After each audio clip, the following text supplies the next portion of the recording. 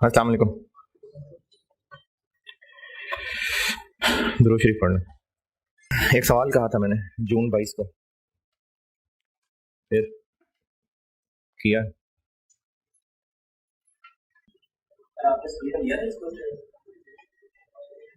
हाँ जी, दिया था। इसमें मुझे आईकेट के सोल्यूशन से दो इख्तलाफ हैं। मैंने ग्रुप में भी शेयर किया था और मेरे ख्याल में जो एलएमए से आपका उस पर भी रखा था।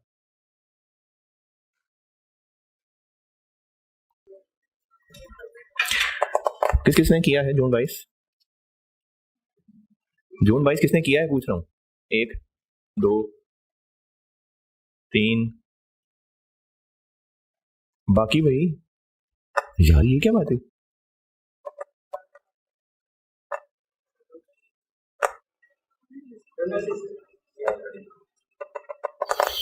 आपने भी नहीं किया।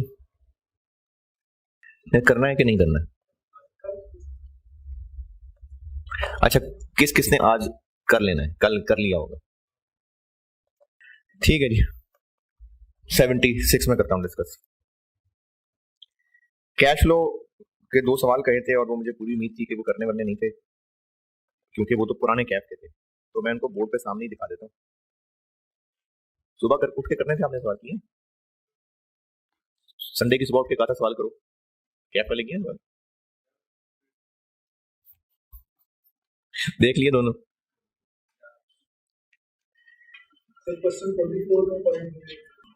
24 कौन सा है? नहीं, मैं ना ये कैश फ्लो वाला ही कर लूंगा, क्योंकि ये कैश फ्लो का फॉर्मेट बता दूं और दो सवालों का सोचा हुआ है। क्योंकि एक सवाल कैश फ्लो का बहुत तगड़ा था, बहुत तगड़ा था। अदरवाइज कैश फ्लो के सवाल जो है ना वो मुनासिब लगेंगे आपको। अच्छा, जो कैफ के मैंने एक डायरेक्ट मेथड और इनडायरेक्ट मेथड,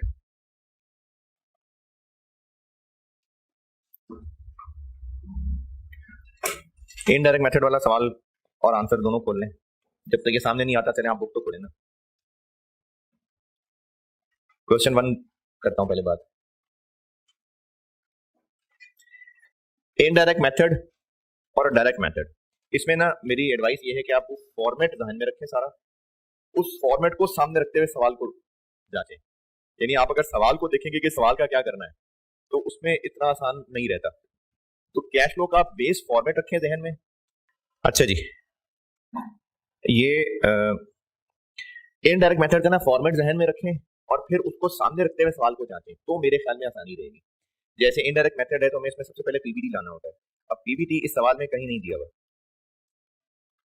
पीबीटी नहीं दिया हुआ, लेकिन हमें यह पता है कि रिटेन अर्निंग्स कितनी है, तो रिटेन अर्निंग्स के थ्रू पीबीटी तक पहुंच सकते हैं।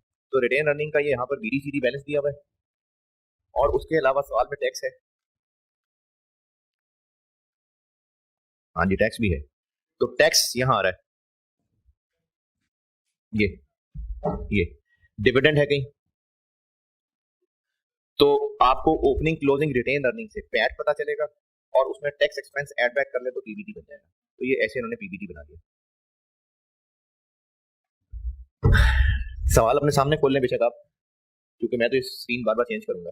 तो ये ओपनिंग आ गया रिटेन अर्निंग का, क्लोजिंग आ गया, सवाल में देखे ना, उससे निकला पैट और उसमें टैक्स एक्सपेंस ऐड बैक कर लिया तो पीबीटी बन गया।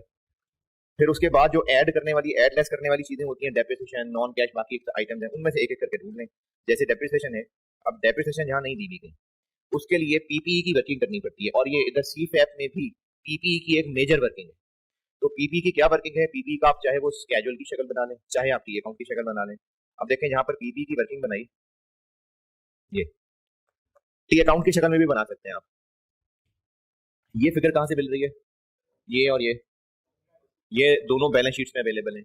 उसके अलावा अदर इंफॉर्मेशन के अंदर ये फिगर्स अवेलेबल हैं, तो इनको बैलेंस करके डेप्रिसिएशन निकली। और अगर इसको ऐसे नहीं तो मैं टी अकाउंट की शक्ल में भी दिखा सकता हूँ। अब आपके पास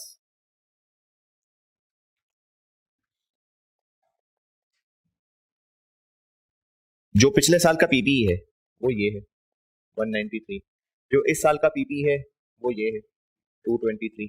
उसके अलावा पीपी के बारे में ये पॉइंट नंबर 2 में लिखा हुआ है, एक नई मशीन खरीदी थी 65 की, ये यहाँ एडिशन आ गई। फिर उसके अलावा पॉइंट नंबर 3 के अंदर बताया हुआ है कि बिल्डिंग बेची है, अब कितने की बेची है और कितने की खरीदी थी, लेकिन हमें तो बुक वैल्यू चाहिए, तो उसकी बुक वैल्यू निकालेंगे, वो आप यहाँ पर डिस्पोजल लिखेंगे, फिर उसको बैलेंस करेंगे तो डेप्शन निकल आएगी, ये ऐसे डेप्शन निकलेगी। तो इस तरह से ना नॉन कैश आइटम्स सवाल से ढूंढ ढूंढ के निकालनी पड़ेंगी। तो पीबीटी से शुरू किया, उसमें डेप्रिसिएशन ये इस वर्किंग से निकल आई। इंटरेस्ट एक्सपेंस के लिए आपके पास सवाल के अंदर ये लोन का डाटा दिया हुआ है, पॉइंट नंबर 6 में लिखा हुआ है, ये 1 अगस्त को लोन लिया था, उसका रेट भी बताया हुआ है, उसकी महीने भी बताए हुए हैं, तो वो 5 महीने का इंटरेस्ट ले तो वही इंटरेस्ट एक्सपेंस है, ये इंटरेस्ट एक्सपेंस कैलकुलेट किया हुआ है। लोन पे 13% 5 महीने का इंटरेस्ट, डेप्रिसिएशन बता दी। उसके अलावा gain on sale of building, ये यहां से पता चलेगी कि 20 मिलियन की कॉस्ट थी, 1 जुलाई 13 को खरीदी थी, 30 जून 15 को बेची है, यानी 2 साल इस्तेमाल करके बेची है, 20 साल लाइफ है, तो हर साल 1 मिलियन, तो इसकी बुक वैल्यू 18 मिलियन रह गई थी और 20 मिलियन की बेच दी, तो 2 मिलियन का प्रॉफिट, और ये 18 जो रह गया था वो 18 यहाँ लिखा है, तो यहाँ से बैलेंस करके डिडक्शन निकली।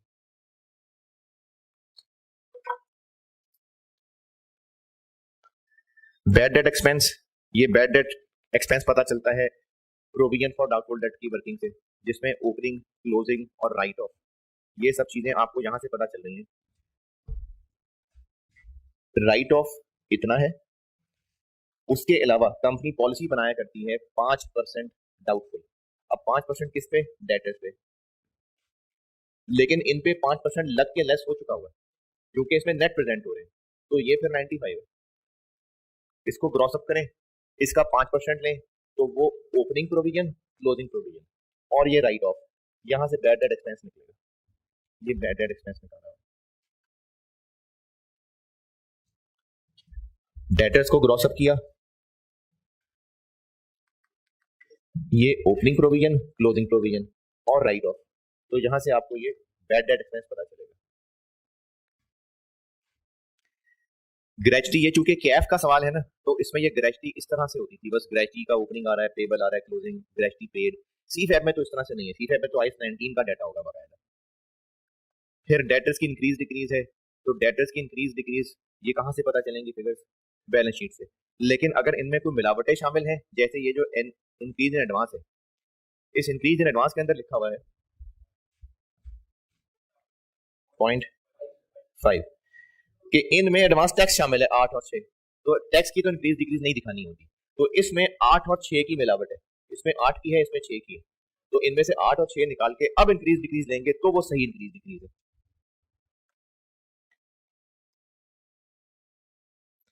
इसी तरह करंट लायबिलिटीज की इंक्रीज डिक्रीज है, लेकिन चूंकि इस एक्रूड एक्सपेंस के अंदर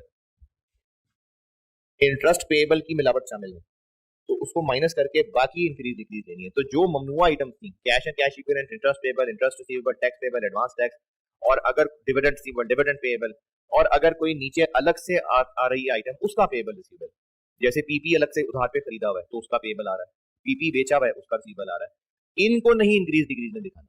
और अगर ये बाकी किसी जायज आइटम्स में मिलावट हुई हुई है, उन मिलावट को निकाल लेंगे। जी जी।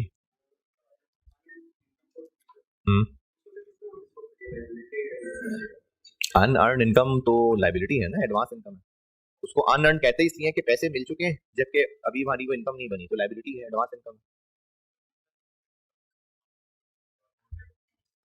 तो हमें पैसे नहीं मिले होते, वो हमारी इनकम रिसीवेबल होती है, इनकम बन चुकी होती, पैसे नहीं मिले होते, वो रिसीवेबल आ रहा होता है। फिर टैक्स पेड, ये टैक्स का एक लंबी चौड़ी वर्किंग बताई थी आपको, ये वहां उस टैक्स की वर्किंग से निकाला हुआ है, जो भी opening, closing, tax payable, advance, deferred, जो कुछ है वो सब डाल दें इसमें, और टैक्स एक्सपेंस रखें तो बैलेंस पेड निकल आएगा। बस ये बनाया ऐसे हुआ है, वरना ये भी ऐसे बन सकता है। टैक्स का पेबल है इधर लिख लें, रिसीव एडवांस है यहाँ लिख लें, क्लोजिंग क्लोजिंग यहाँ लिख लें, डेफर्ड टैक्स लायबिलिटी है वो भी यहाँ बीडी यहाँ सीडी आ जाएगा, टैक्स एक्सपेंस इधर रखें तो पेड यहाँ निकल आएगा। ये किया हुआ इधर।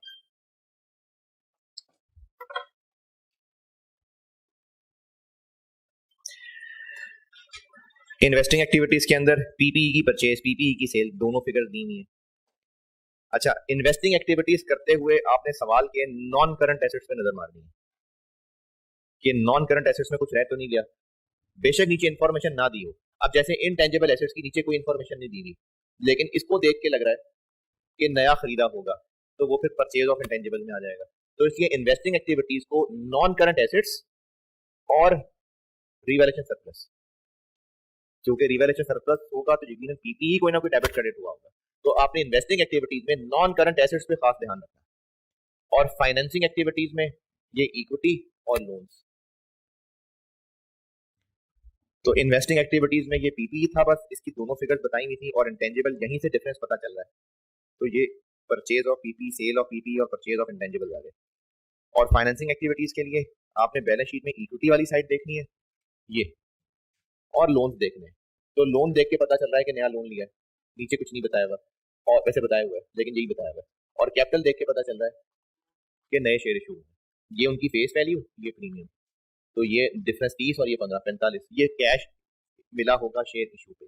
तो इस तरह से ये चीजें फॉर्मेट को सामने रखें और फिर सवाल में चीजें सारी उस फॉर्मेट पे ढालें और फिर देखें क्या कुछ एक्स्ट्रा भी है सवाल में। तो इस तरह से कैश फ्लो का सवाल होता है कि बेस आप फॉर्मेट को बनाएं, उसकी चीजें पूरी सवाल में से करना शुरू करें, फिर उसके बाद देखें सवाल में क्या इनके अलावा कुछ एक्स्ट्रा भी रह गया, यानी पहले फॉर्मेट ध्यान में रखें, उसकी चीजें पूरी करें, फिर देखें सवाल में क्या उसके अलावा भी तो नहीं कुछ। तो इस तरह से कैश फ्लो का सवाल बनता है। वो सीधे के सवालों में आएगी ना फिर, मतलब अब सवाल में वो चीज है ही नहीं, तो मैं इसमें जो चीजें खुद ही क्रिएट करूंगा, क्या सैंडीन होता तो क्या होता, तो है ना सीधा बन के सवालों में वहां देख लेंगे। रिटेन अर्निंग नहीं, रिवैल्यूएशन सरप्लस का बताया कि सब है, सरप्लस है तो यकीनन रिवैल्यूएशन हुई होगी, रिवैल्यूएशन हुई होगी तो यकीनन पीपी डेबिट क्रेडिट हुआ होगा। तो वो रिवैल्यूएशन सरप्लस को देख के पता चलेगा कि कितनी पीपी में रिवैल्यूएशन की अमाउंट डेबिट क्रेडिट करनी है। फिर बैलेंसिंग करेंगे तो एडिशन या डेप्रिसिएशन निकलेगी, क्योंकि हमने ना अपनी वर्किंग्स में बाकी सारी अमाउंट पूरी करनी है, तो बैलेंसिंग फिगर हमारे काम की निकलनी है। हाँ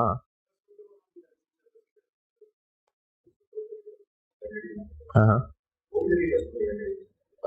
ये जो टैक्स की हम वर्किंग कर रहे हैं ना, ये करंट टैक्स और डेफर्ड टैक्स का मिक्सचर अकाउंट है, क्योंकि और उसको मिक्सचर बनाने की वजह ये है बस कि आपको इनकम स्टेटमेंट तो शायद ही दी हो, और अगर दे भी दी हो तो उसमें बस टैक्स एक्सपेंस आ रहा होगा। जैसे ये टैक्स एक्सपेंस 17 है, अब ये करंट है कि डेफर्ड है, दोनों है यकीनन, तो उनमें नहीं पता कितना करंट है कितना डेफर्ड है, इसलिए हमें टैक्स पेड निकालने के लिए टैक्स करंट और डेफर्ड दोनों को मिला के इस वर्किंग में डालना पड़ेगा।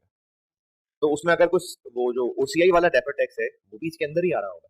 सारी चीजें जो टैक्स से रिलेटेड है सब यहां फेंकेंगे तो पेड निकलेगा। जी जी जी।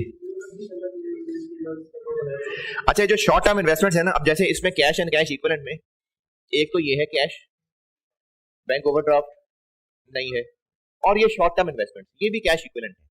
असल में शॉर्ट टर्म इन्वेस्टमेंट्स जो सिर्फ ट्रेजरी बिल्स की इन्वेस्टमेंट होती है, या ये कह लें कि जो 3 महीने के अंदर अंदर मेच्योरिटी वाली है, वो short term investments cash equivalent है। उसके अलावा अब ये जो वर्ड शॉर्ट टर्म इन्वेस्टमेंट है, इसको बस एक नॉर्म्स है कि कैश इक्विवेलेंट ले लेते हैं, बट असल में तो कंपनी को पता होगा ना, सवाल वाले को तो नहीं पता, मतलब स्टूडेंट को तो नहीं पता ये क्या है।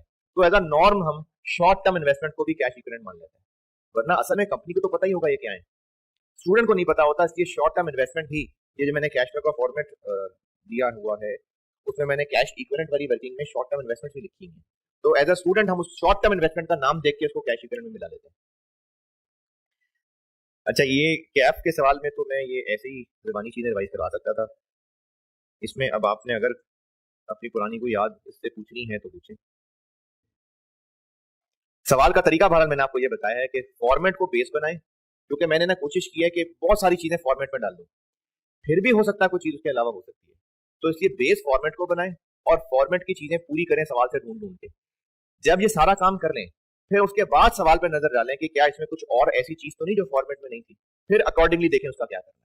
यानी मेरे पास कैश फ्लो के लिए यही टिप अवेलेबल है आपको पहुंचाने के लिए कि फॉर्मेट सामने रखें, उस फॉर्मेट की चीजें सवाल से ढूंढ के पूरी करें, और वो चीजें सवाल से ढूंढ के कैसे पूरी होंगी, जैसे पीपी है तो जो कुछ भी सवाल में पीपी से रिलेटेड है सारा कुछ उसकी वर्किंग में फैला लें, फिर यहाँ से बैलेंसिंग या तो एडिशन निकलनी है, डेप्शन निकलनी है, जो भी चीजें सवाल में शेयर कैपिटल से रिलेटेड है वो शेयर कैपिटल की वर्किंग में डाल लें, फिर वहां से पता चलेगा कि कितने शेयर नए इशू हुए। जो भी चीजें सवाल के अंदर बैड डेट से रिलेटेड है वो सारी उस वर्किंग में डाल लें, जो भी चीजें सवाल में टैक्स से रिलेटेड है सारी टैक्स की वर्किंग में डाल लें। तो सवाल में सवाल को करने का तरीका मेरी तरफ से नसीहत यही है कि फॉर्मेट को फॉलो करें, उसकी चीजें पूरी कर लें पहले, फिर उसके बाद देखें सवाल में कुछ रह तो नहीं क्या। ये 2 लाइनर ही है मेरे पास कैश फ्लो। और आपने इस इनडायरेक्ट मेथड में अपनी कोई पुरानी कंफ्यूजन पूछनी है तो पूछें, तो मैं सीफे वाले फॉर्मेट पे आता हूँ।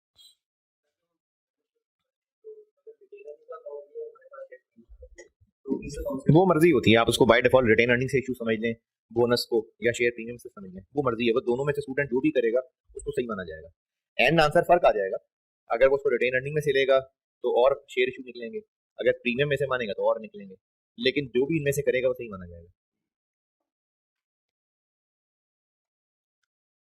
अच्छा, और एक सवाल मैंने डायरेक्ट मेथड का बनाया हुआ है, इसमें और इनडायरेक्ट में फर्क है सिर्फ कैश जनरेटेड से ऊपर वाली लाइन का। अब इस डायरेक्ट मेथड में हमने लेनी होती है रिसीट्स फ्रॉम कस्टमर्स, तो उसके लिए चाहिए सेल्स और ये डेटर्स। तो इसमें देखें सेल्स इनकम स्टेटमेंट में दी हुई, डेटर्स बैलेंस शीट में दिए हुए, लेकिन उनको क्रॉस अप करना पड़ा क्योंकि बैलेंस शीट में नेट दिए हुए, मेरा ख्याल है।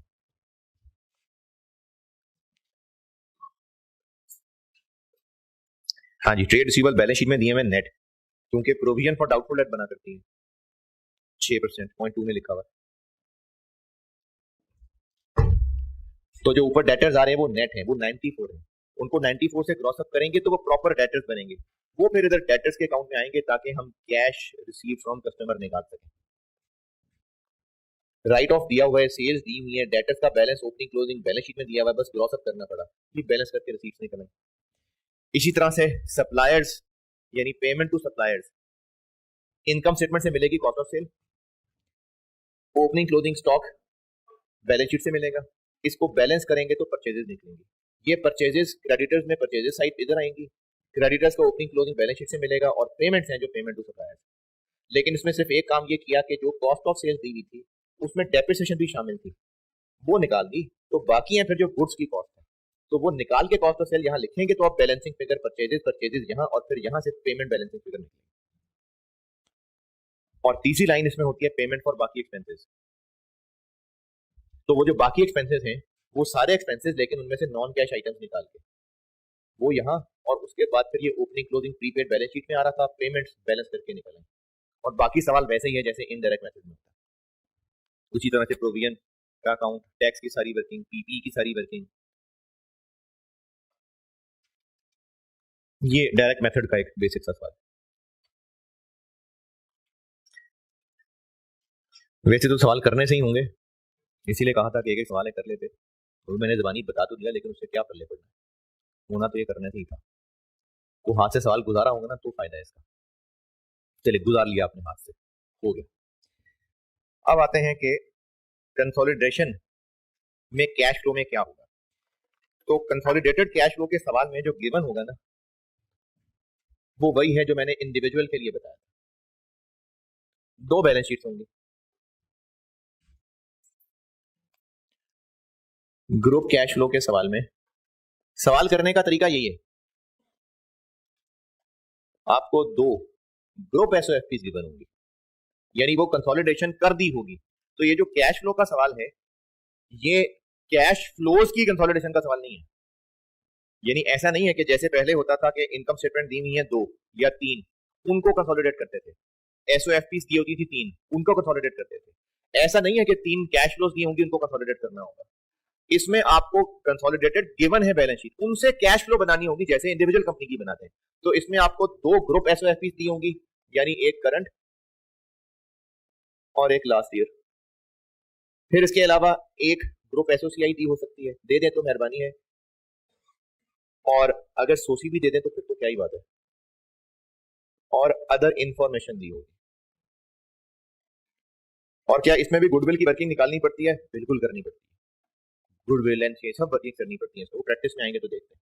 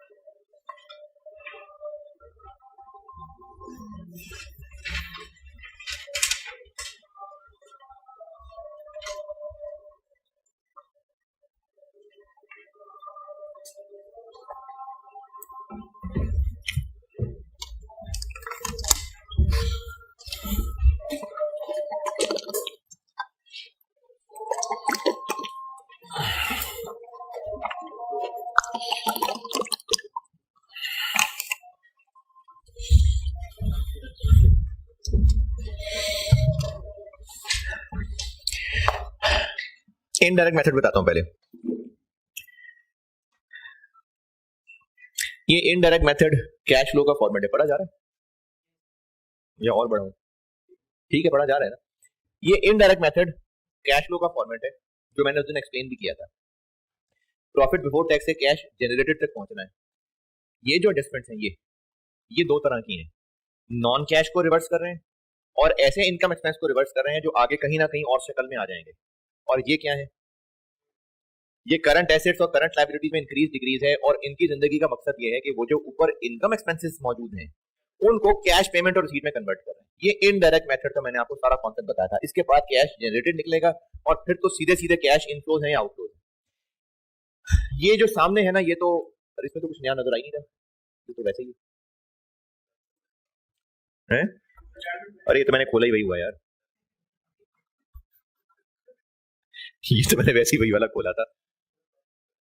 नहीं नहीं, ये जो सामने खोला हुआ है, अच्छा ये तो सामने खोला हुआ है, इसमें सी फे वाली चीजें फिट करता हूं। अच्छा वो मैंने अपनी तरफ से तो ये किया ही था, ये शेडेड, लेकिन वो प्रिंट होते होते शेड आगे पीछे हो गए। लेकिन मैंने फिर भी ना बोल्ड भी किया हुआ है।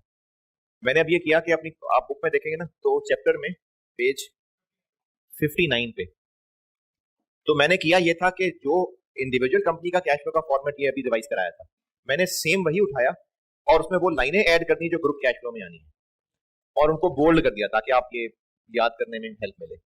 अच्छा, क्या ये सारा फॉर्मेट स्टैंडर्ड्स के अंदर है? क्योंकि आपको तो पेपर में स्टैंडर्ड ले जाना अलाउड है। तो IS 7 में कैश फ्लो का फॉर्मेट है? हाँ है, लेकिन मुश्किल से 4-5 लाइनों का एक सेक्शन होगा। मैंने तो सारा कुछ डाल दिया ना इसके अंदर। उन्होंने तो एक बस बेसिक सा फॉर्मेट बताया हुआ है। IS 7 में कैश फ्लो का फॉर्मेट है, लेकिन वो तो उन्होंने बेसिक सा फॉर्मेट बताया था, 2-2 लाइनें लिख के। मैंने तो बहुत सारी लाइनें लिखी हुई है इसके अंदर, तो ये याद करना पड़ेगा। जैसे सारी रिपोर्टिंग याद करनी है तो ये भी याद ही करना पड़ेगा। तो मैंने किया यह है कि वही वाला फॉर्मेट उठाया बेस, उसके अंदर मैंने कंसोलिडेशन वाली लाइनें डाल दी। वो फिर मैं आपको एक एक करके समझाता जाता हूँ। जैसे मैं ये इनडायरेक्ट मेथड पे हूँ, ये सारा सेक्शन क्या होता है? पीबीटी से शुरू करके वर्किंग कैपिटल से ऊपर ऊपर हम दो तरह के एडजस्टमेंट्स कर रहे हैं। क्या? एक तो हम नॉन कैश इनकम और एक्सपेंसेस को रिवर्स कर रहे हैं और दूसरा ऐसे इनकम और एक्सपेंसेस जो नीचे कहीं ना कहीं किसी और शक्ल में आ जाने, हम उनको रिवर्स कर रहे हैं। तो देखें, ये हो गई नॉन कैश चीज। ग्रुप पॉइंट ऑफ व्यू से ऐसा क्या है जो इंडिविजुअल में नहीं था? सब्सिडरीज बेची खरीदी होंगी। पीबी तो इंडिविजुअल कंपनी भी खरीद बेच रही थी, लेकिन ग्रुप की बैलेंस शीट के पॉइंट ऑफ व्यू से देखेंगे, यानी ग्रुप की ट्रांजैक्शंस देखेंगे तो सब्सिडरीज खरीदी बेची गई होंगी। और जब सब्सिडरीज भी और एसोसिएट भी जब वो खरीदी बेची गई होंगी तो उनके ऊपर भी कोई गेन लॉस आया होगा। जैसे इस शादी वाली कैश फ्लो के अंदर loss on disposal of assets add हो रहा होता है और profit on disposal of asset less हो रहा होता है। तो अब यहाँ पर वो चीजें तो होंगी, लेकिन सब्सिडरीज भी बेचने खरीदने पे लॉस आया होगा। वो जो पिछली कुछ क्लासेस में गेन और लॉस ऑन सब्सिडरी निकालते थे, वो भी लेस ऐड हो रहा होगा। जैसे loss on disposal of asset add हो रहा है, loss on disposal of subsidiary भी ऐड हो रही होगी। अब ये फिगर सवाल में दी होगी? नहीं, वो जो डिस्पोजल वाले सवालों में हम लोग वर्किंग करते थे गेन और लॉस ऑन डिस्पोजल की, वो वर्किंग करनी पड़ेगी। यानी उसमें जो बड़ी बड़ी वर्किंग की मेहनत थी ना, वो इस सवाल में भी होगी। है डबल मेहनत तो नहीं है, लेकिन वो वर्किंग्स यहां भी हो रही होंगी। यानी यहां पर भी आप सवाल में गुडविल की वर्किंग कर रहे होंगे, यहां गुडविल की वर्किंग करनी पड़ रही होगी, यहां पर गेन और डिस्पोजल की वर्किंग करनी पड़ रही होगी। कैश फ्लो का सवाल वैसे लेंथी सवाल होता है बैलेंस शीट से, तो इसमें लॉस ऑन डिस्पोजल ये ऐड और ये गेन लेस। और ये कैलकुलेट कैसे होगा? वो जैसे पहले वर्किंग में करते थे। तो ये नॉन कैश है इसलिए ऐड कर दिया, ये क्यों लेस कर दिया? अच्छा चले, profit on sale of asset क्यों लेस कर देते हैं? क्योंकि नीचे जाके हमने सेल ऑफ पीपी दिखाना होता है, तो ये क्यों ऐड लेस कर रहे हैं? क्योंकि नीचे जाके हमने सेल ऑफ सब्सिडरी दिखाना होगा इन्वेस्टिंग एक्टिविटीज में, तो इसलिए ये गेन यहां से लेस कर देते हैं। और लॉस नॉन कैश चीज है तो ये ऐड कर देते हैं। यानी जिस रीजन जिस लॉजिक की वजह से लॉस या gain on sale of PPE add less कर रहे हैं, उसी वजह से गेन और loss on subsidiary add less कर रहे हैं। और ये फिगर लिखनी यहां है और कैलकुलेट कैसे करनी है ये पहले सीख चुके हैं। अच्छा, इसके अलावा ये क्यों ऐड करें? अच्छा, ये क्यों ऐड करते हैं? पीपी का impairment loss non cash item है, तो गुडविल का इम्पेयरमेंट लॉस भी तो नॉन कैश आइटम ही है, तो गुडविल की इम्पेयरमेंट भी यहाँ ऐड बैक हो जाएगी। अच्छा, अब गुडविल की इम्पेयरमेंट बैलेंस शीट के सवाल में तो दी होती थी, मोस्टली दी होती थी। किसी सवाल में था कि 20% गुडविल इम्पेयर है, वरना उसके अलावा इम्पेयरमेंट मोस्टली दी होती है। यहां पर गुडविल की इम्पेयरमेंट दी होने की बजाय आपको ना गुडविल की एक वर्किंग करनी पड़ेगी, वो वहां से निकालनी पड़ेगी। वो मैं दिखाता हूँ वर्किंग, पहले ना इसका फेस पूरा कर लो। ये ऐड और गेन और disposal of subsidiary less, okay. Impairment of goodwill add, ठीक है, नॉन कैश है। ये हमने ग्रुप इनकम स्टेटमेंट के अंदर एक लाइन आइटम डाली होती है, share of profit from associate. अच्छा, ये ऑफ है, ये ऑफ कर रहे हैं, share of profit from associate. ये शेयर और नहीं है, शेयर ऑफ है। ये कौन सा पेज खोला हुआ मैंने?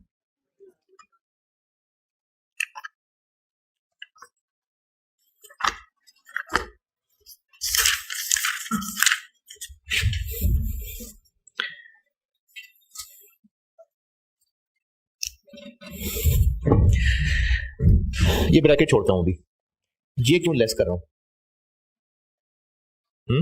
अच्छा देखें, हमें ना गिवन क्या है सवाल में, ग्रुप एसओएफपी और शायद ग्रुप एसओसीआई। तो हमने स्टार्ट कहां से किया है? ये कौन सा पीबीटी है? वो जो ग्रुप में पीबीटी आ रहा है। अब आप ग्रुप एसओसीआई का फॉर्मेट याद करें तो उसमें पीबीआईटी से जस्ट ऊपर लाइन कौन सी होती है? Share of profit from associate होता है ना। ये मैं कहता हूं यहां से लेस कर देते हैं। क्यों लेस करें? ना ना,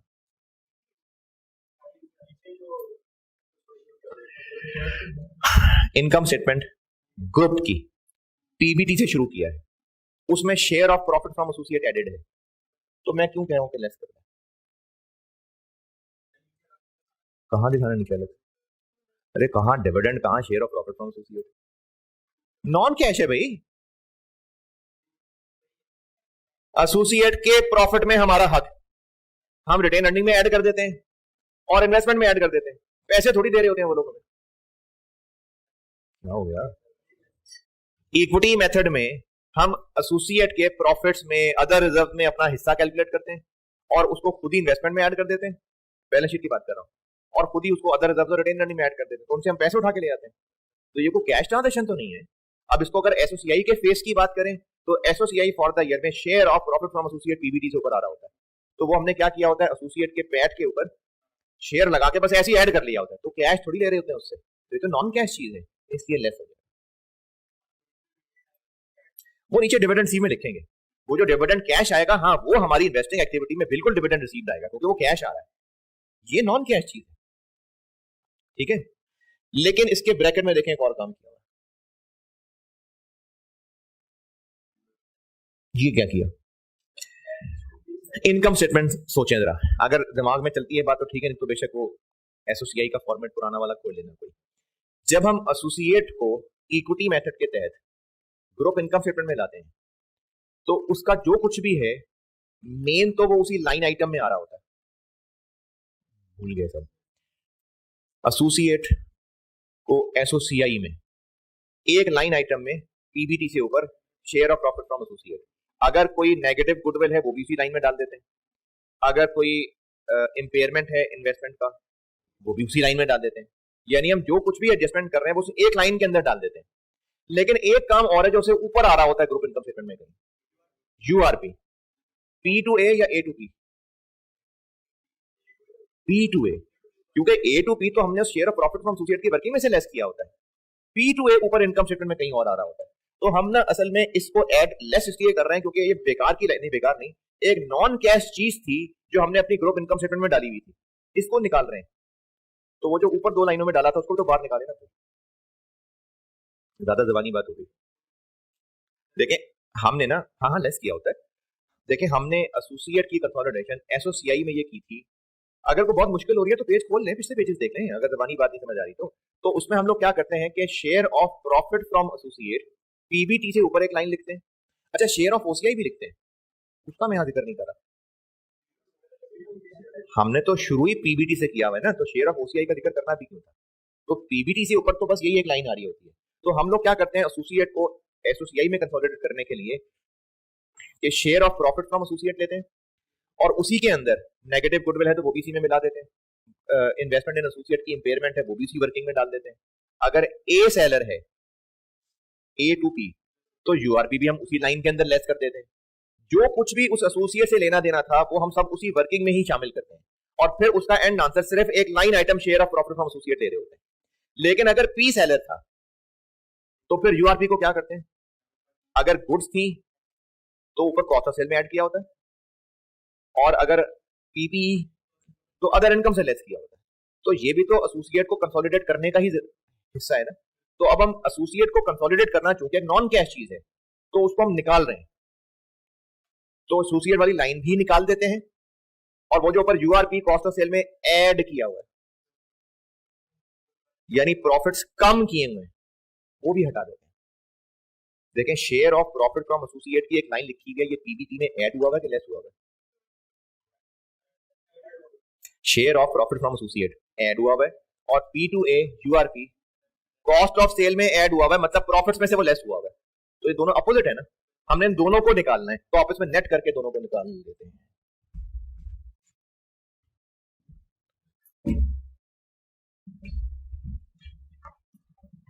अब ये एक ही साथ निकाल देते हैं। आप क्या कह रहे हैं?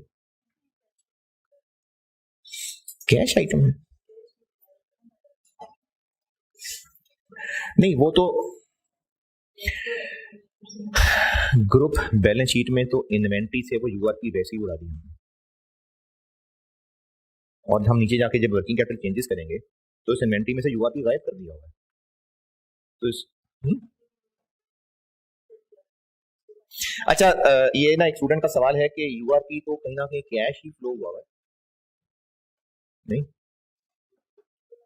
एक ने दूसरे को चीजें बेची हैं तो कैश ही आया जाया होगा। तो इसमें ना मैं आपको एक पहले बेसिक प्रिंसिपल बता देता हूँ, आदो के उसका हमने जिस तरह से कैश फ्लो की वर्किंग करनी है ना, वो हमने करना नहीं होगा काम, जो बात बताने लगा, लेकिन सिर्फ एक बेस प्रिंसिपल बता रहा हूँ। ये पढ़े,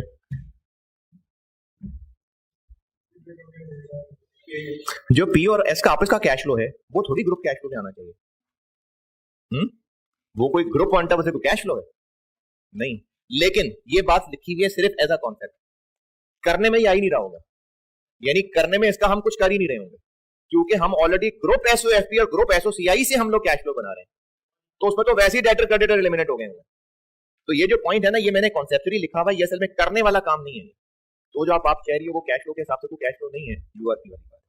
अच्छा, बाकी लोगों के लिए ये जो मैं बात यहाँ कर रहा था, ये बात समझ आई कि ये एक लाइन आइटम लिखी हुई है हमने, और ये इसी से रिलेटेड था लेकिन ऊपर लाइनों में कहीं लिखा हुआ है, तो हम एसोसिएट का जो किया था वो निकाल देते हैं, क्योंकि वो नॉन कैश हरकत थी। तो ये चूंकि ऊपर की लाइनों में था, इसको वहां से हटाना है, और ये एक लाइन आ रही थी, इसको यहां से हटाना है, तो दोनों को नेट करके हटा देते हैं। नहीं तो याद ही कर लें कम से कम। लेकिन ये P2A वाला यूआरपी है क्या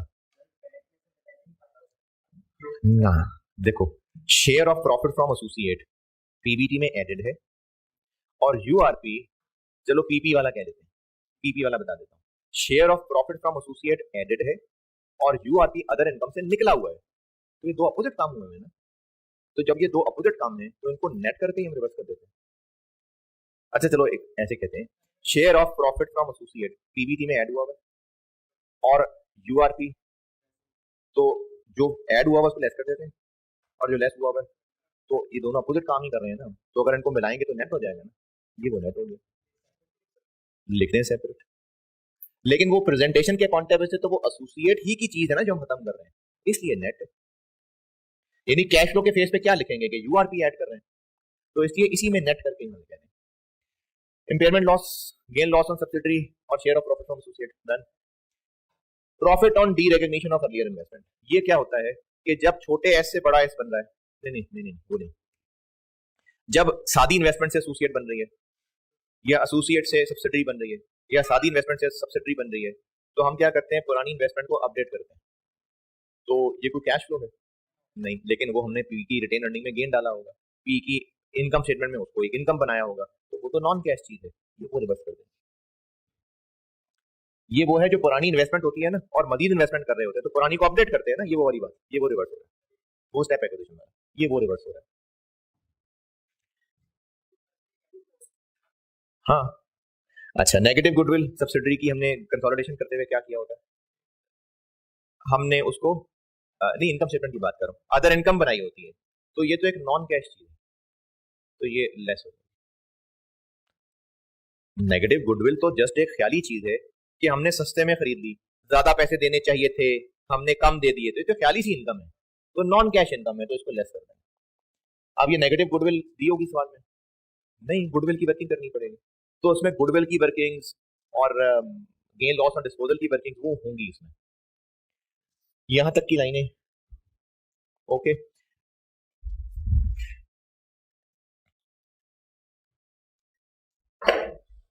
चले,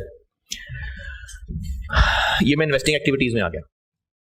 तो जैसे पीपीई का खरीदना बेचना इन्वेस्टिंग एक्टिविटी में आता है, तो वैसे ही सब्सिडरी और एसोसिएट का बेचना खरीदना भी इन्वेस्टिंग एक्टिविटी में आता है। यानी ड्यूरिंग द ईयर अगर ग्रुप ने एक सब्सिडरी खरीदी होगी, परचेज ऑफ सब्सिडरी आउटफ्लो, अगर ग्रुप ने एक सब्सिडरी बेची होगी, सेल ऑफ सब्सिडरी इनफ्लो, यही बात एसोसिएट के लिए भी। हाँ, वो बताता हूँ कि ये फिगर क्या लिखनी है यहाँ पर। तो purchase sale of subsidiary, purchase sale of associate, और अभी पहले एक सवाल का जवाब दे रहा था मैं, डिविडेंड फ्रॉम एसोसिएट, ये कैश फ्लो है, ये आएगा। तो ये इन्वेस्टिंग एक्टिविटी में 5 नई चीजें, इनकी वर्किंग समझाता हूं। और फाइनेंसिंग में जी, वो मैंने प्रॉफिट लिखा, लॉस होता वो हो जाएगा, एड बैक हो जाएगा। ज्यादातर वैसे प्रॉफिट ही आया है ना सवालों में। हाँ, तो मैंने तो मतलब देखिए, मैंने फॉर्मेट बनाया होता है और कॉन्सेप्ट भी समझाता हूँ। तो प्रॉफिट की जगह लॉस आएगा तो लेस हो जाएगा, एड बैक हो जाएगा। ये क्या चीज है जी, issue of shares to NCI, ये क्या चीज होगी भला? जब नहीं नहीं, बड़े ऐसे छोटा ऐसे नहीं, ये ऊपर वाले की बात कर रहा हूँ, ना ना ना ना, वो ये ऊपर वाले की बात कर रहा हूँ, issue of shares to NCI. मैंने सोसी पढ़ाते हुए बताया था कि जब राइट शेयर इशू हुए होंगे, तो जो पेरेंट शेयर अपने लोगों को कर रहा होता है वो तो सोसी में आएगा, जो सब्सिडरी शेयर इशू कर रही होगी और जो पेरेंट को आ रहे होंगे वो तो कोई ट्रांजेक्शन नहीं है। लेकिन जो एनसीआई को इशू कर रहे होंगे वो हम राइट इशू के सामने एनसीआई में लिखा करते हैं सोसी में, सोसी के फॉर्मेट पे राइट इशू के सामने एनसीआई कॉलम में भी फिगर लिखी थी, और ये वो फिगर है जो सब्सिडी ने मजीद शेयर इशू किए होंगे और एनसीआई वालों को किए होंगे, तो वो तो है कैश फ्लो, ये वो है। यानी एस ने जो देखें, एनसीआई को शेयर हमने तो इशू नहीं किए, तो एस ने किया ना, ये वो है, और ये कैश फ्लो है, ये आएगा। ये वो है जो छोटे से बड़ा ऐसे, बड़े से छोटा ऐसे, क्योंकि इसको हम लोग ओनर्स के दरमियान एक ट्रांजेक्शन समझते हैं, जिसके ऊपर प्रॉफिट या लॉस को प्रॉफिट लॉस नहीं कहते थे, एज एडजस्टमेंट इन इक्विटी कहते थे। ये वो वाली चीज है कि उस छोटे एस से बड़े एस या बड़े एस से छोटे एस पे जाते हुए जो हम कैश ले दे रहे हैं, ये वो है। ये क्या होगा, ये भी सोसी में जो एनसीआई कॉलम में डिविडेंड पेड था, जो एस ने डिविडेंड पे किया होगा, जो एनसीआई को दिया होगा, ये वो है। बस ये 8-10 लाइनें हैं जो एक्स्ट्रा है। अब इन फिगर्स को कैलकुलेट कैसे करना है वो बताता हूं। ये तो वही जो पी का डिविडेंड ऑलरेडी आ रहा होगा।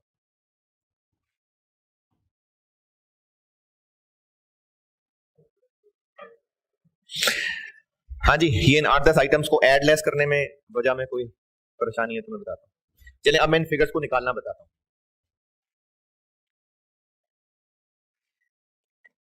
ये loss on sale of subsidiary और gain on sale of subsidiary, तो ये वही है जो पहले सिखाया है। इंपेयरमेंट लॉस ऑफ गुडविल सिखाता हूँ, क्योंकि ये ग्रुप बैलेंस शीट दी हुई होगी सवाल में, तो ग्रुप बैलेंस शीट दी हुई है भी तो गुडविल भी आ रही होगी ना। अब वो जो गुडविल आ रही होगी पिछले साल की बैलेंस शीट में और इस साल की बैलेंस शीट में सेम होंगी गुडविल, फर्क इंपेयरमेंट का भी हो सकता है।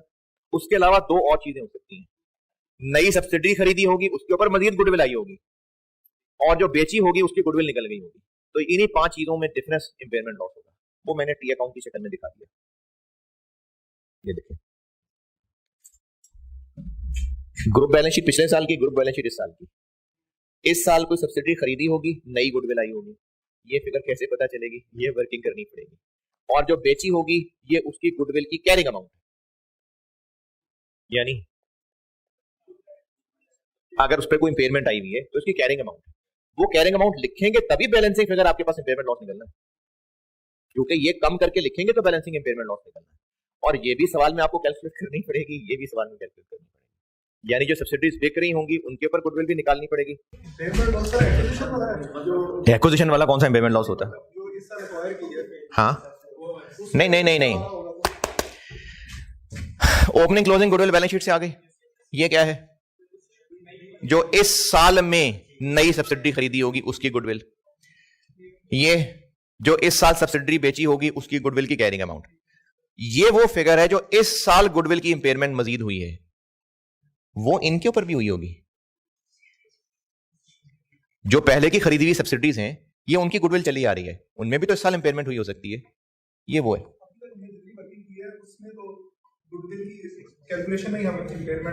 वो एक गुडविल की हम कैलकुलेशन करते हैं, एक सब्सिडरी की, उसमें वो आज तक की इंपेयरमेंट है जो यहां से लेस कर रहे होते हैं। इस मेहनत से हमें ये वो फिगर पता चलेगी जो फॉर द ईयर इंपेयरमेंट हुई है। अब जो फॉर द ईयर इंपेयरमेंट हुई है मजीद, वो जो पहले गुडविल आ रही थी, अच्छा गुडविल की कैरिंग अमाउंट आ रही थी, गुडविल बैलेंस शीट में जो फिगर लिखते हैं वो कौन सी फिगर लिखते हैं? इंपेयरमेंट लेस करने के बाद लिखते हैं ना, ये वो फिगर आ रही थी। ये पुरानी सब्सिडीज की गुडविल्स थी, हो सकता है उनमें से कोई मजीद इंपेयर हुई हो, ये वो है। हो सकता है जो इस साल मजीद नई खरीदी है वो भी ईयर एंड तक इंपेयर हो गई हो, ये वो भी है। हो सकता है जो, बल्कि यही है, ये दो ही है, तो इनके ऊपर भी इंपेयरमेंट जो इस साल हुई और नई खरीदी हुई कभी इंपेयरमेंट जो इस साल हुई है वो है, यानी impairment loss for the year है। ये हमें इन चार चीजों का बैलेंस करके पता चलेगा। ये वर्किंग करनी पड़ेगी आपको, ये दोनों फिगर्स दी होंगी और ये सब्सिडीज खरीदना बेचना बताया होगा, ये उनकी वर्किंग करनी पड़ेगी और इसको बैलेंस करेंगे तो पेमेंट लॉस निकलेगा।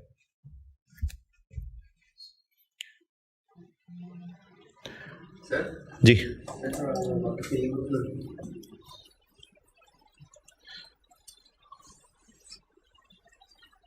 जी ये भी क्लोजिंग में आ रही है, करंट ईयर की क्लोजिंग में ये तो आ रही है, और डिस्पोजल जो हमने की है वो भी इसमें से माइनस हुआ है। सर अगर उनको सिर्फ नेट कर लेते हैं पेमेंट लॉस तो टोटल फॉर द ईयर आ ही जाए, तो यही तो आप यही तो कर रहे हैं। आप दोबारा बोलें, आप क्या कर रहे हैं? अच्छा अच्छा, आप कह रहे हैं सिर्फ ओपनिंग क्लोजिंग का डिफरेंस ले लें? अरे नहीं भाई, ओपनिंग में ये ऐड हुआ है तो जाके क्लोजिंग के अंदर ये आया है।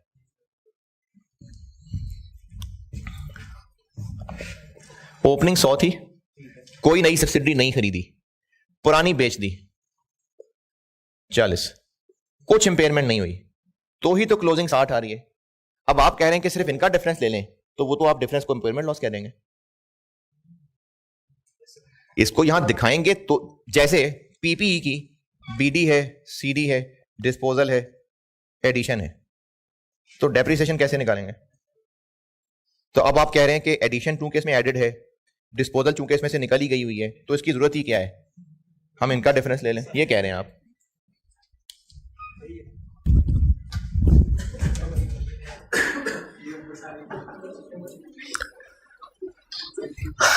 ये देखते हैं जी, ये share of profit from associate की मैंने वर्किंग लिखी है, असल में इसकी वर्किंग इसकी नहीं करनी पड़ रही होती, ये तो एसोसीआई में नजर आ रही होगी, ये तो एसोसीआई के फेस पे नजर आ रही होगी। मैंने इसको असल में एक वर्किंग में यूज करना है, वो वर्किंग ये है जिसमें मैंने यूज करना है। ये नहीं बताया होगा सवाल में कि हमें एसोसिएट से साल डिविडेंड मिला कितना है, उसके लिए वर्किंग देखें, बल्कि पहले जबानी देखें। बैलेंस शीट में एसोसिएट से रिलेटेड क्या आ रहा होगा?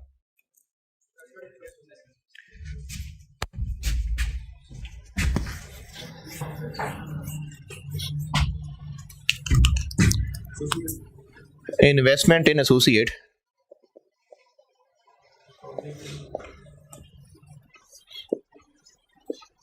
ये फिगर कहां से मिलेंगी?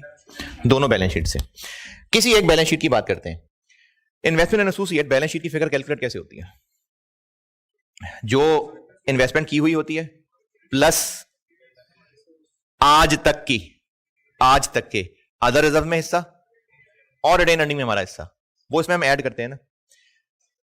ये फिगर कैसे निकली होगी? पिछले साल इन्वेस्टमेंट प्लस पिछले साल तक के अदर रिजर्व में हिस्सा, रिटेन अर्निंग में हिस्सा। अगर इस फिगर से आगे चल के यहां तक पहुंचना हो तो क्या करें? आज तक की अदर रिजर्व, आज तक की रिटेन अर्निंग का ऐड करना नहीं, इस फिगर से चल के यहां तक पहुंचना हो तो क्या करें? For the year other reserve यानी OCI, OCI for the year retained earning यानी पैट। तो अगर ओसीआई में हिस्सा ये कहां आ रहा होगा? एसओसीआई के फेस पे आ रहा होगा, share of OCI from associate. PAT का हिस्सा ये कहां आ रहा होगा? ये एसओसीआई के फेस पे आ रहा होगा। दिस प्लस दिस करेंगे तो क्लोजिंग बन जाएगा। ठीक है? नहीं, अगर हम ये इसमें ऐड कर दें तो क्लोजिंग तक पहुंच जाएंगे, या आज तक के अदर रिजर्व्स और आज तक की रिटेन अर्निंग ऐड करनी पड़ेंगे फॉर द ईयर ना। क्यों? क्योंकि इसमें पिछले एडेड हैं, बस फॉर द ईयर ऐड कर दें तो यहां तक पहुंच जाएंगे। लेकिन हम बैलेंस शीट में क्या ऐड करते हैं? रिटेन अर्निंग्स का हिस्सा या पैट का हिस्सा? रिटेन अर्निंग का हिस्सा। जबकि रिटेन अर्निंग में दो चीजें हुई होती हैं, पैट आया होता है और डिविडेंड लेस हुआ होता है। हम लोग इक्विटी मेथड में इन्वेस्टमेंट इन एसोसिएट की फिगर कैसे निकालते हैं? रिटेन्ड अर्निंग्स का हिस्सा ऐड करते हैं ना। जागरे समझ आ रही है? हम लोग बैलेंस शीट में इन्वेस्टमेंट इन एसोसिएट की फिगर निकालते हुए रिटेन्ड अर्निंग्स में हमारा 40% हिस्सा निकाल के ऐड करते हैं ना। तो रिटेन्ड अर्निंग्स में क्या होता है? पैट एडेड और डिविडेंड लेस हुआ होता है। जबकि अभी हमने क्या कर दिया? पैट ऐड किया हुआ है, तो डिविडेंड तो लेस करना पड़ेगा। वो डिविडेंड जो इस साल उसने बांटा होगा, डिक्लेयर किया होगा, बांटा नहीं डिक्लेयर्ड, वो यहां से लेस। अब आपको ये फिगर और ये फिगर बैलेंस शीट से मिलेगी, ये दोनों फिगर्स एसओसीआई के फेस से मिलेंगी। इसको बैलेंस करेंगे तो ये फिगर निकलेगी। अब ये डिविडेंड डिक्लेयर्ड है, रिसीव्ड नहीं है, क्योंकि डिविडेंड डिक्लेयर है जो रिटेन अर्निंग्स में डेबिट होता है जाकर, तो ये डिक्लेयर्ड वाला है।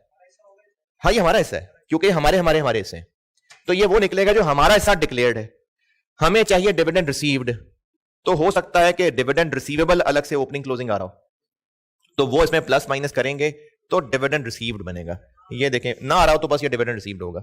ये देख लें वर्किंग टू।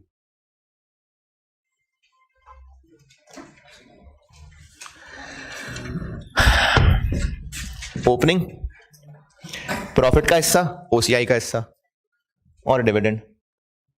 अच्छा, अब ये और फालतू चीजें क्या आ गई? ये तो मैं आपको एक इन्वेस्टमेंट टैली करा रहा था। इस साल नई इन्वेस्टमेंट भी तो हो सकती है, ये वो आ गई। पुरानी भी तो बेची हो सकती है, ये वो चलेगी। और ये क्या कर दिया मैंने? पी टू ए के A to B. A to B तो ऑलरेडी इसके अंदर हुआ हुआ है। ये है जो उसके अंदर ऑलरेडी नहीं हुआ हुआ। ये वो दो चीजें जो ऊपर हमने नेट कर दी थी, ये वो दो चीजें हमने ऊपर इन दोनों को नेट करके लिखा था ना, बस ऊपर नेट करके लिख दिया था। यहां ये अलग अलग आ रही है, नेट करके लिखते हैं, नेट करके लिख दें। ये तो मैं आपको इसलिए अलग अलग दिखा रहा हूं क्योंकि एसओसीआई के फेस पे सवाल में अलग लाइन आइटम आ रही होगी, तो ये यहां लिख लें, यूआरपी यहां लिख लें। नहीं तो वो जो ऊपर एक लाइन आइटम लेस किया है वही नेट इधर लिख दें, फिर ये अलग से ना लिखें बेशक। वो जो ऊपर मैंने नेट किया ना, ये वही दो लाइनें। यहां से डिविडेंड डिक्लेयर्ड वाला पोर्शन निकलेगा और ये नीचे देखें, फिर ओपनिंग क्लोजिंग रिसीवेबल है तो उससे रिसीव निकल आएगा जी। नहीं, जो हमारी इन्वेस्टमेंट इन एसोसिएट है, जो हमारी एसोसिएट हैं ईयर एंड पे, ये तो गई ना। ये जो ईयर एंड पे एसोसिएट्स मौजूद हैं, ये उनके साथ किया गया यूआरपी। ये इन्वेस्टमेंट इन एसोसिएट की वर्किंग है, जहां से आपको डिविडेंड की फिगर पता चलेगी। क्या ग्रॉस अमाउंट कौन से? हाँ नहीं कैरिंग, हाँ इम्पेयरमेंट नहीं, सिर्फ इम्पेयरमेंट नहीं है, जो प्रॉफिट्स एडेड है वो भी है। कैरिंग अमाउंट मतलब जब हम ए टू एस पढ़ रहे थे तो ए बेच रहे थे, एस बना रहे थे, तो ए बेचने पे प्रॉफिट निकाल रहे थे ना, तो वो कैसे निकाल रहे थे कि उस वक्त अगर इन्वेस्टमेंट इन ए होती तो कितनी होती, ये वो है। अच्छा, ये वो फिगर है जो पहले हम लोग स्टेप एक्विजिशन में भी, या जब एसोसिएट को बेचा हुआ है तो भी, एसोसिएट के बेचने में प्रॉफिट कैसे निकालते हैं कि उस वक्त एसोसिएट की वर्किंग करते तो क्या होती, ये वो फिगर है। उसको मैं carrying amount of investment in associate कह रहा हूं। और एक दो और हैं, फिर ब्रेक करके सवाल कर लेंगे। किधर गया?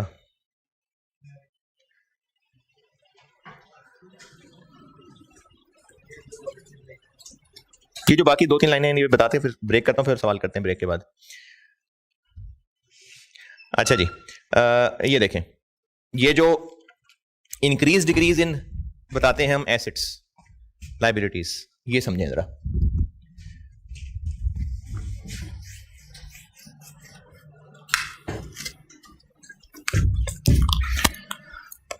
इन्वेंट्री करंट एसेट्स में 2022-2021 यहां आ रही है 500, यहां आ रही थी 320।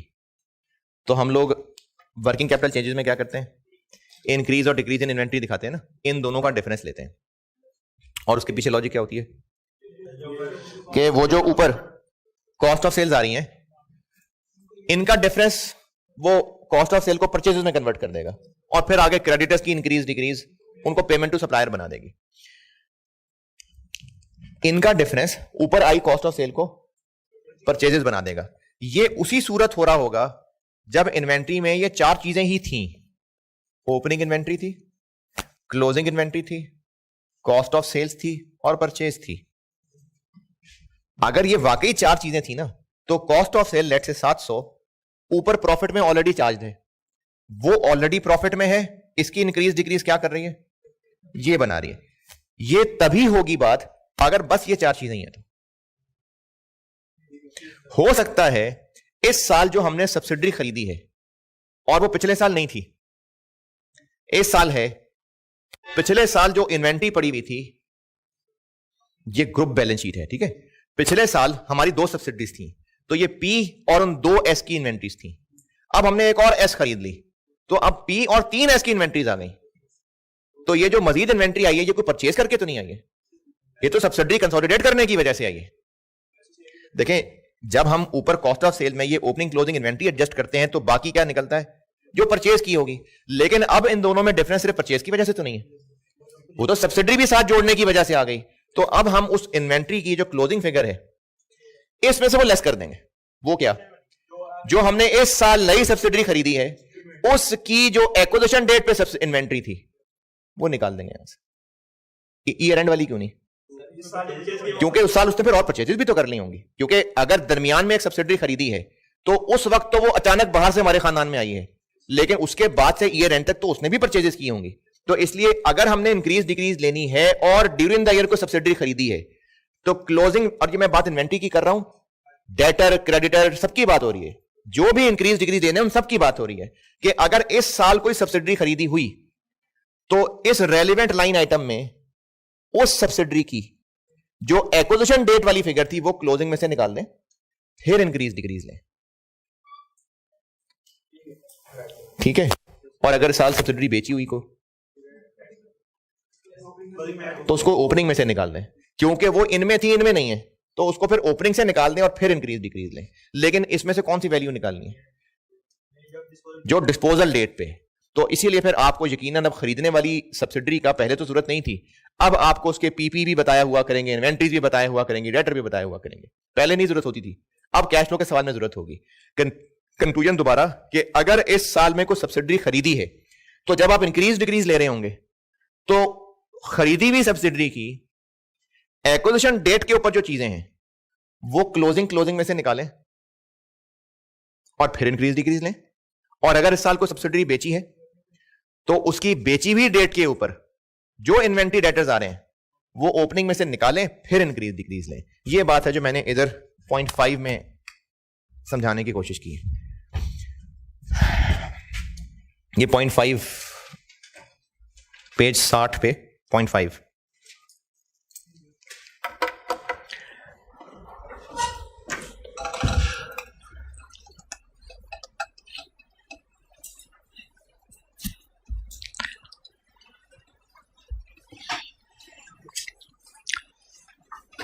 ये पेज 60 के एंड पे और पेज 60 के स्टार्ट पे,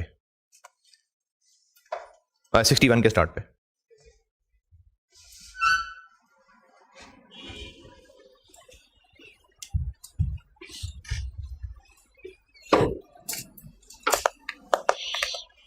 हाँ जी, बताता हूँ। हमने जो तीसरी सब्सिडी खरीदी है ना, उनकी वैल्यू थी 100 रुपए की, और let's say 2-3 inventory हो गई, और हम यहाँ से 100 निकाल दें तो 500 और ये 320। अगर आप कह रहे हैं कि जो सब्सिडी ड्यूरिंग द ईयर हमने खरीदी है उसकी एक्विजिशन डेट पे ये वैल्यू ही 600 थी, इससे ही ज्यादा थी, मैं फिगर बदल लेता हूं ना। आप ये कह रहे हैं, मैंने आपको कहा कि इस 500 और 320 का डिफरेंस लेते हुए क्या करना है, अगर ड्यूरिंग द ईयर को सब्सिडी खरीदी है तो उसकी जो एक्विजिशन डेट के ऊपर इन्वेंट्री थी वो इस क्लोजिंग में से माइनस कर लें और फिर डिफरेंस लें, यही कहा है ना। तो आप यही करें, जो अकॉर्डिंगली प्लस माइनस होगा वो आंसर आ जाएगा। जैसे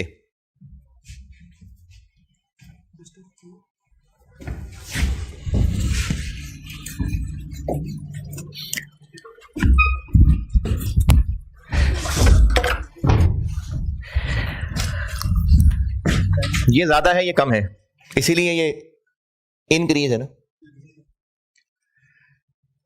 एक्विजिशन डेट सब्सिडरी खरीदी, उसकी इन्वेंट्री 600 थी, तो उसमें से 600 माइनस कर दूं, ये क्या बन जाएगा, -100 बन जाएगा।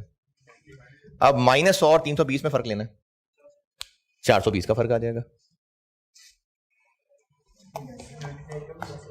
है। ये -100 इन्वेंट्री नहीं है, हम एक एडजस्टमेंट कर रहे हैं, इसका जो एंड रिजल्ट है वो मीनिंगफुल है। जैसे अगर ये ना होता तो कैश फ्लो के फेस पे क्या आ रहा होता, 180, क्या अंग्रेजी कहते हैं उसको, इंक्रीज इन इन्वेंट्री 180। अब हम क्या कहेंगे, क्लोजिंग ये है, ओपनिंग ये है, तो 420 डिक्रीज इन इन्वेंट्री, तो इसलिए 600 क्या 6000 आ रहा है, आप बस कर दे माइनस, क्लोजिंग में से कर दे माइनस। आप कौन सा इसको बैलेंस शीट में दिखा के इन्वेंट्री कहने लगे जो दिल को अजीब लग रहा है कि माइनस इन्वेंट्री किस मुंह से कहूंगा। हम तो एक प्लस माइनस कर रहे हैं और उसका एंड रिजल्ट कैश फ्लो के ऊपर दिखा रहे हैं। तो अगर 500 थी ईयर एंड पे और एक्विजिशन डेट पे वो 600 दी हुई है, कर दे माइनस, माइनस हो आ जाएगा ना। अब इनका डिफरेंस ले लें, वो 420 है। नहीं, ये मतलब नहीं है, ये सिर्फ एक बीच की एडजस्टमेंट है। हम उसमें सब्सिडी की आने की मिलावट निकाल रहे हैं ताकि पता चले कि असल में ग्रुप पॉइंट ऑफ इन्वेंट्री के साथ हुआ क्या, इंक्रीज हुई कि डिक्रीज हुई। नहीं ना यार, ये ऐसा नहीं है, हम सिर्फ इनका डिफरेंस लेके परचेजेस तक पहुंचना चाह रहे हैं, तो वो प्लस माइनस परचेजेस तक पहुंचा देगा। तो इसलिए अगर 600 है तो माइनस कर दें, कोई बात नहीं। अच्छा, ये जो काम ये डेटर इन्वेंट्री के साथ कर रहे हैं, जिस भी आइटम की हम वर्किंग कर रहे होंगे ये काम उसमें भी करना पड़ेगा। जैसे मैंने मिसाल एक पीपी की ली है, अब इस पीपी की मिसाल में देखें हैं, हाँ, तो कैश फ्लो का एक लंबा सवाल ही होता है।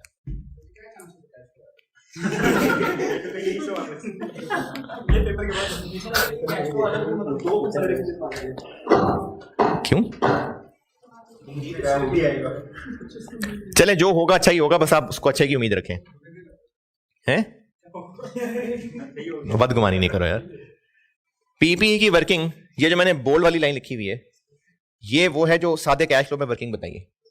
अब अगर हमने इस साल कोई सब्सिडरी खरीदी होगी, अच्छा, ये सारी ओपनिंग क्लोजिंग बैलेंस कहां से उठाए हैं, ग्रुप बैलेंस शीट से।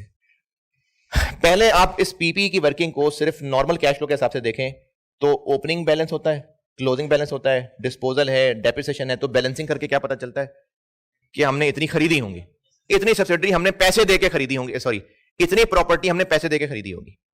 लेकिन अब हुआ क्या कि ड्यूरिंग द ईयर एक नई सब्सिडरी खरीद ली, उसकी पीपी आगे जुड़ गई साथ। क्या वो पैसे देके पीपी खरीदी है? नहीं, लेकिन इसमें वो सब्सिडरी नहीं थी, इसमें है, तो इसके अंदर वो सब्सिडरी के कंसोलिडेशन की वजह से पीपी आ गया हुआ है, तो वो परचेज ऑफ पीपी तो नहीं है। तो यहां से निकालने की बजाय उसको इस साइड पे डेबिट लिख दें। अब बैलेंसिंग करें इसी तरह है, चलो ऐसे कह लो कि हमने कह दिया कि हाँ ये भी एक डेबिट आया था। अब जब बैलेंसिंग करेंगे तो पता चलेगा कि कितनी परचेज ऑफ पीपी है। इसी तरह अगर कोई सब्सिडरी बेची है तो उसकी पीपी यहां लिख दें, ओपनिंग में था क्लोजिंग में नहीं है, मतलब गया, तो ये क्रेडिट पे लिख दें। क्लोजिंग में ऐड नहीं, क्रेडिट पे लिख दिया, चलो क्लोजिंग में ऐड कर दिया, ये इसके साथ मिल गया कि ठीक है। ये मैंने पीपीई की मिसाल लिखी है।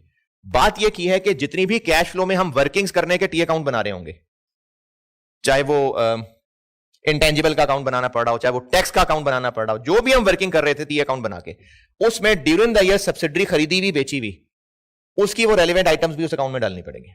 जो मैंने एक मिसाल पीपीई की दी, टैक्स का अकाउंट, इंटरेस्ट पेबल का अकाउंट, इंटरेस्ट रिसीवेबल का अकाउंट, जो भी हम वर्किंग बना रहे थे सब के अंदर ये परचेज और सब्सिडरी की डिस्पोजल डालनी पड़ेगी, फिर बैलेंसिंग फिगर सही निकलेंगे। सब पे इसी तरह एक्विजिशन डेट की फिगर्स और डिस्पोजल डेट की फिगर्स हैं, तो वो होगी ना, वो इसके अंदर आ रही है, वो इसके अंदर आ रही होगी, क्योंकि आपको ऑलरेडी ग्रुप एसओएफपी ग्रुप एसओसीआई बना के दी हुई है, वो ऑलरेडी ठीक डेप्रिसिएशन आ रही है। नहीं सारी भी आ सकती हैं।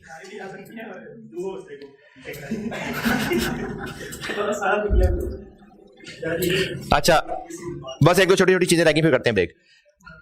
इन्वेस्टिंग एक्टिविटीज में ये परचेज ऑफ सब्सिडरी और सेल ऑफ सब्सिडरी आ रही है। अब ये कैश फ्लो है, तो परचेज ऑफ सब्सिडरी में क्या लिखना चाहिए? अगर हमने सब्सिडरी खरीदी है और शेयर एक्सचेंज किए हैं तो यहां कुछ नहीं आएगा। अगर हमने सब्सिडरी खरीदी है और सब उनको डेफर कर दिया है, यहां कुछ नहीं आएगा। यहां पर क्या आएगा? जो कैश पे किया है। इसी तरह सब्सिडरी बेची है तो जो कैश मिला है, तो सेल ऑफ सब्सिडी में जो हमें कैश मिल रहा है और परचेज ऑफ सब्सिडी जो हम कैश पे कर रहे हैं।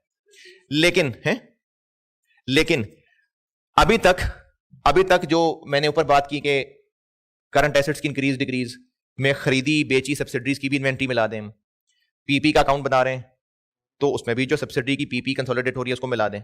तो इसी तरह से ये जो परचेज ऑफ सब्सिडरी है, इसमें हम जितना कैश दिया है वो तो लिखेंगे, लेकिन बदले में एस का कैश कंसोलिडेशन में भी तो जुड़ रहा है ना आके, वो नेट कर देंगे।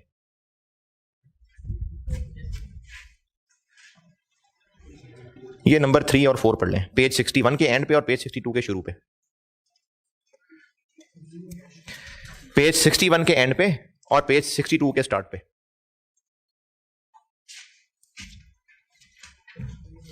पेज 61 के एंड पे सब्सिडी खरीदी है, पैसे दिए होंगे, लेकिन सब्सिडी का कैश फिर मिला भी होगा हमें कंसोलिडेशन में आके, वो नेट कर दें। सब्सिडी बेचते हुए पैसे आए होंगे, लेकिन सब्सिडी निकल रही है तो उसका जो कैश कंसोलिडेट होता था वो भी निकल रहा होगा, तो नेट हो जाएगा। हाँ बिल्कुल बिल्कुल सही। तो जो हम परचेज करते हुए कैश दे रहे हैं माइनस जो उसका कैश उस दिन सब्सिडी का था, और सेल करते हुए कैश मिल रहा है माइनस जो उस दिन कैश वाली सब्सिडी गई। और लास्ट ये जो डिविडेंड पेड की वर्किंग है, ये वही है जो सोसी में एनसीआई का कॉलम है। यानी अगर आपको सवाल में सोसी दी हुई है तो फिर इसकी जरूरत ही नहीं है। ये मैंने इनफैक्ट सोसी में एनसीआई वाला कॉलम बनाया हुआ। जो सोसी सीखी है ना, उसमें जो एनसीआई वाला कॉलम है ये वो है। अगर आपको सोसी गिवन है सवाल में तो फिर इस वर्किंग की जरूरत नहीं है। ये मैंने वही लिखा हुआ है, ओपनिंग बैलेंस है, क्लोजिंग बैलेंस है, नए शेयर इशू किए हुए हो सकते हैं, और वो जो प्रॉफिट और अदर कंप्रिहेंसिव इनकम एट्रीब्यूटेबल है, तो ये वही वाला कॉलम ही मैंने बनाया हुआ है। आनी है ना, यहां से उसमें से बैलेंसिंग फिगर डिविडेंड निकलनी है। जो एस ने एनसीआई को डिविडेंड डिक्लेयर किया है ये वो है। नहीं, ये एस, वो जो सोसी में एनसीआई वाला कॉलम होता है ना, ये वो है। उस सोसी के एनसीआई वाले कॉलम में डिविडेंड कौन सा आ रहा होगा? जो एस ने एनसीआई वालों को डिक्लेयर किया, ये वो है। अगर अभी उसमें से कुछ पे नहीं किया हुआ तो यहां से पेड निकलेगा।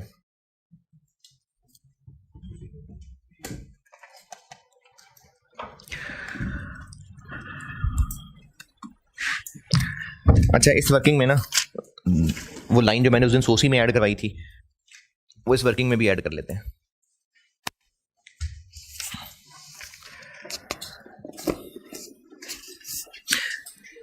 उस दिन मैंने सोसी में एक एनसीआई में एक एडजस्टमेंट ऐड कराई थी। क्या था भला? वो छोटे एस और बड़े एस जो इंक्रीज या डिक्रीज इन एनसीआई आ रही होती थी एडजस्टमेंट इन इक्विटी की वर्किंग में, तो वो यानी ये जो वर्किंग है ना, ये वही सोसी में एनसीआई का कॉलम है। तो इसमें डेबिट क्रेडिट साइड पे वो छोटे एस बड़े एस वाली भी एडजस्टमेंट आ जाएगी, वो जो डिक्रीज इन एनसीआई और इंक्रीज इन एनसीआई थी।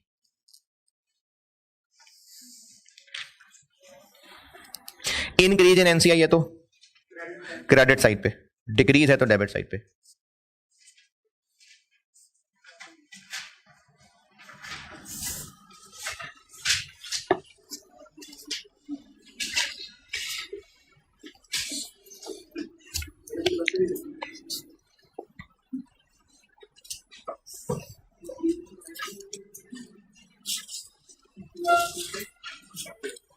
इंक्रीज इन एनसीआई तो क्रेडिट साइड पे, ये वही वो बड़े ऐसे छोटा एस हो रहा होगा, और डिक्रीज इन एनसीआई तो डेबिट साइड पे, ये छोटे ऐसे बड़ा एस हो रहा होगा।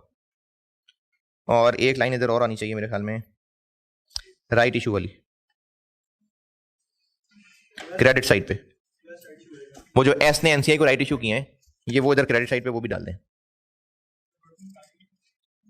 जी। वर्किंग 5 में ये जो सामने है वर्किंग 5, क्रेडिट साइड पे एक राइट इशू भी लिख दें। ये राइट इशू वो है जो मैंने फाइनेंसिंग एक्टिविटीज में लिखा हुआ, issue of shares to NCI.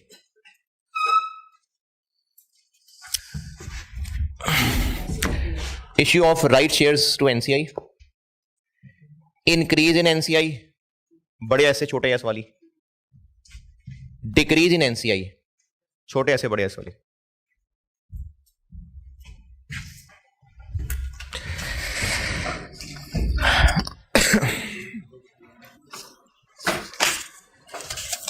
बस जी ये थी कैश फ्लो। और ये जो आगे डायरेक्ट मेथड है, ये मैं ऑलरेडी बात कर चुका कि जहां जहां भी हम वर्किंग में टी अकाउंट बना रहे होंगे, जो भी पीपी में बात की है, जहां जहां वर्किंग में टी अकाउंट बना रहे होंगे उसमें खरीदी हुई सब्सिडरी और बेची हुई सब्सिडरी की भी आइटम्स डालनी पड़ेंगी, जैसे पीपी में डाली थी अभी। बस ये इतनी सी बात थी ग्रुप कैश फ्लो। अब नमाज पढ़ लें और उसका सवाल कराता हूँ।